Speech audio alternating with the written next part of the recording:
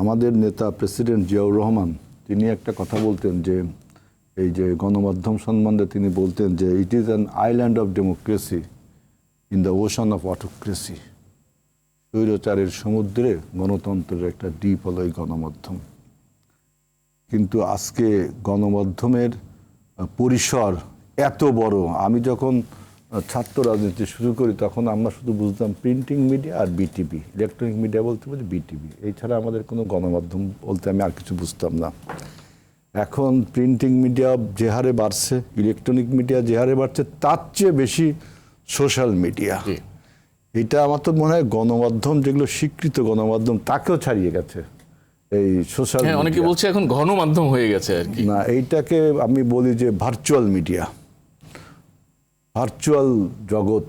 এই ভার্চুয়াল জগৎ এখন অ্যাকচুয়াল জগৎকেও ছাড়িয়ে গেছে। অ্যাকচুয়াল জগৎ যে আপনার কথা বলছে এটা অ্যাকচুয়াল জগৎ, এটা প্রচার হচ্ছে, ওটা ভার্চুয়াল জগৎ।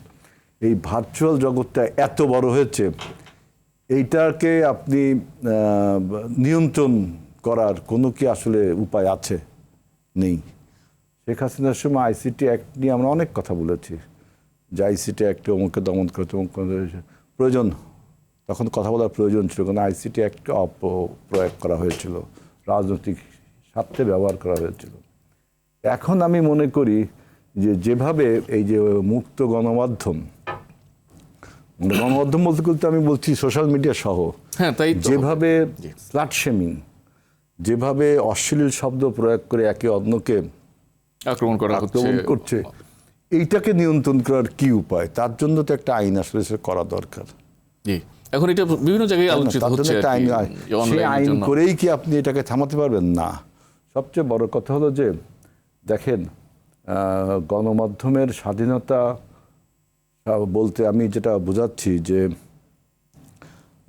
বিখ্যাত রাষ্ট্রবিজ্ঞানী নোম চমস্কি, তার একটা বই আছে ম্যানুফ্যাকচারিং কনসেন্ট, সম্মতি উৎপাদন বাংলায়। সেই বইতে তিনি লিখছেন যে কিভাবে সিএনএন বিবিসি বা ফক্স টিভি তো ট্রাম্পের আমলে আসে, সিএনএন বিবিসি আমেরিকার সরকারের পক্ষে যখন আমেরিকা বাইরে অ্যাগ্রেশন করে বা বাইরে কোনো হস্তক্ষেপ করে, মানে আউটসাইড দ্য আমেরিকা, তখন তার সে আগ্রাসনকে বা তার কোনো নীতিকে, সে আগ্রাসন বললে তো খারাপ শোনাবে আমেরিকার জন্য, নীতিকে সমর্থন করবার জন্য কিভাবে ন্যারেটিভ বানায়, মানে সে ন্যারেটিভ বানায়, এতে মানুষজন ভাবে কি যে আমেরিকার এই কাজটা, বাইরের এই কাজটা সঠিক। যেমন ইরাকে আপনি যা বলছিলেন সম্মতি উৎপাদন করে তাদের ন্যারেটিভের মাধ্যমে। এখন একটা বাংলাদেশে মনে করেন আপনার RTV, আপনাদের যে প্যানেল আছে সাংবাদিকতা, আপনারা দেখছেন যে সরকারের এই কাজটির আমাকে সমালোচনা করতে হবে, জনগণের পক্ষে যাবে তারই। সরকার আবার দেখছে যে আমার যে পলিটিক্যাল কর্মসূচি সেটাকে সে মেলাইন করছে, তাই না? তাহলে সরকার যদি আপনার উপর হস্তক্ষেপ করে শারীরিকভাবে, এটা তীব্র নিন্দা জানাতে হবে। সরকারের উচিত হবে তখন তারও একটা ন্যারেটিভ তৈরি করা, যে আপনার ন্যারেটিভটা ভাঙার জন্য তারও একটা ন্যারেটিভ তৈরি করা। কারণ আমি এখন দেখলাম যে গণমাধ্যম মানে আপনার ন্যারেটিভের একটা খেলা। সোশ্যাল মিডিয়া একটা ন্যারেটিভ তৈরি করছে যে বট বাহিনী হলো আপনার জামাত। কিভাবে?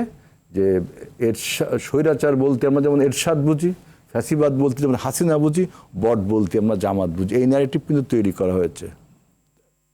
খুবই আলোচিত বিষয়। এটা কিন্তু সত্য জিনিস, মানে আপাতত সত্য ধরে নিতে হবে। কারণ বট অ্যাকাউন্টগুলো যদি আপনি ভেরিফাই করেন তখন দেখবেন যে এরা কোন দলের সমর্থকগুলো, আর বট অ্যাকাউন্টগুলো ভেরিফাই করাও খুব টাফ।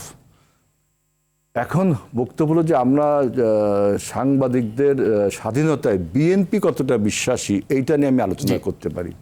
আমরা আমাদের অতীতের যত ইতিহাস, সেই ইতিহাসে শুধু দুই একটা উদাহরণ দিব।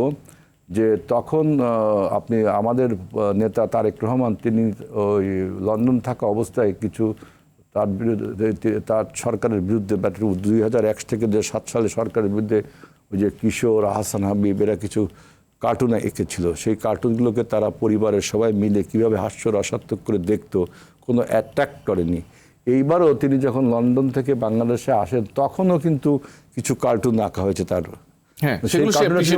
দিয়েছেন, অ্যাপ্রিসিয়েট করেছেন। এখন আপনি বলছেন তিনি এইগুলোকে এই ক্রিটিক্সগুলোকে তিনি সাদরে গ্রহণ করছে।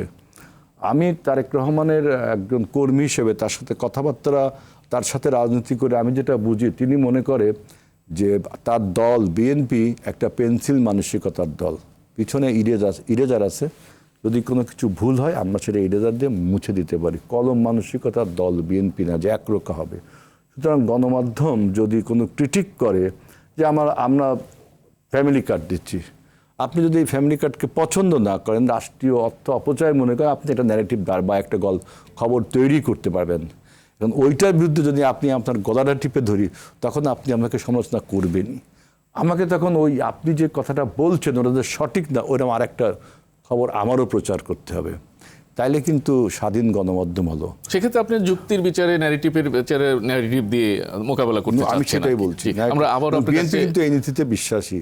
জি। তারপরেও যদি সমস্ত ঘটনা যদি মনে করেন যে গত 2 মাসে ওই যে দেখলাম যে আমাদের সংসদে আপনার ওই যে হাঙ্গর আর তিমি মাছ খাওয়ানো হবে, একটা মানে তামাশা, একটা হাস্য রসিকতা করে ইয়াতে আপনি দেখেছেন চিফ হুইপ সামাজিক যোগাযোগ মাধ্যমে। একজন একটা করছে, কার্টুন এঁকেছে, তাকে গ্রেফতার করা হয়েছে। তখন সংসদে কিন্তু প্রশ্ন উঠেছে কেন তাকে গ্রেফতার করলো।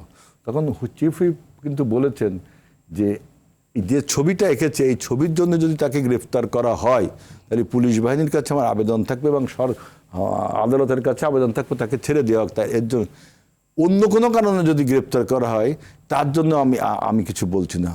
সুতরাং এই ঘটনাটাকেই আপনি এই বর্তমান সরকারের আমলে মনে করতে পারেন যে এইটা কেন হলো, একটা কার্টুন আঁকলে কেন তাকে গ্রেপ্তার হলো। এখন চিফ হুইপ যেখানে বলছে যে এই ঘটনার জন্য গ্রেপ্তার হলে তাকে ছেড়ে দেওয়া হোক, তাই নিশ্চয়ই তিনি আবার কিছু কারণও বলেছেন, হয়তোবা দিয়ে বলেছেন যে ওই কারণ তাকে ধরতে পারে। সুতরাং যে সমস্ত ঘটনা আমাদের আমলে ঘটেছে এই 2 মাসে যদি সাংবাদিকদের উপরে কোনো নিরীহ কাজের জন্য বা সরকারের সমালোচনার জন্য রাষ্ট্রের পক্ষে যদি কোনো সংবাদ কেউ করে থাকে, তার জন্য যদি কেউ হয়রানির শিকার হয়, তবে সেটা নিন্দাযোগ্য এবং সেটার পিছনে একটা তদন্ত করা উচিত যে আসলে আসল ঘটনাটা কি। কারণ অনেক সময় যে বলছি ন্যারেটিভের খেলা, ন্যারেটিভ বানিয়ে সাংবাদিকতা করার কারণে না অন্য কোনো এটা